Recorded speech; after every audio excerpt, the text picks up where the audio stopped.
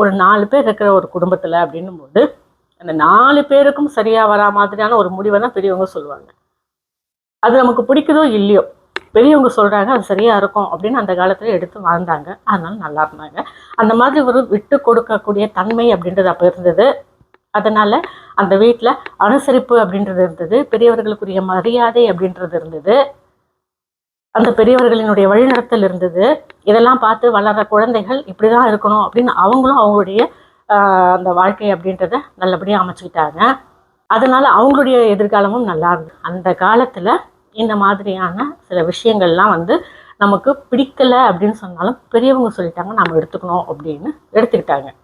சின்னவங்க ஏதாவது தப்பு பண்ணாலும் பெரியவங்க உரிமையோடு திட்டும்போது அந்த சின்னவர்களுக்கு, அதாவது வயசுல சின்னவங்களா இருந்தாங்கன்னா பெரியவங்க சொல்றாங்க அப்படின்னு அவங்க எடுத்துக்கிட்டாங்க. ஒரு சில விஷயங்கள் குழந்தைங்க அதை ஆசைப்பட்டு செய்யுது அப்படின்னு பெரியவங்களே விட்டு தருவாங்க.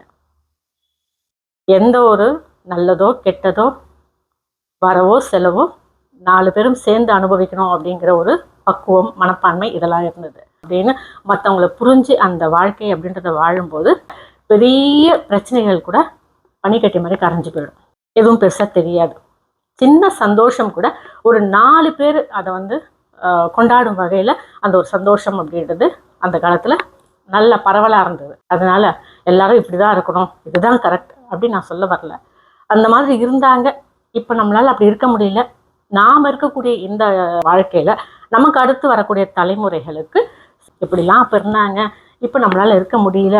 ஆனாலும் நாம் முடியும் போதெல்லாம் பெரியவங்களை போய் பார்க்கணும், அவங்களுக்கு வேண்டிய உதவிகள் செய்யணும். நம்ம சொந்தக்காரங்க, நம்மளுடைய நண்பர்கள், அவங்க நமக்கு எந்த விதத்தில் உதவுனாங்க, நாம் அவங்களுக்கு இந்த மாதிரி ஹெல்ப்பெல்லாம் பண்ணணும் அப்படின்னு குழந்தைகளுக்கு நம்முடைய கலாச்சாரம், பாரம்பரியம், நல்ல ஒழுக்கங்கள் இதையெல்லாம் நாம் சொல்லிக் கொடுக்கணும் அப்படின்றதுக்காக இந்த ஒரு பதிவு.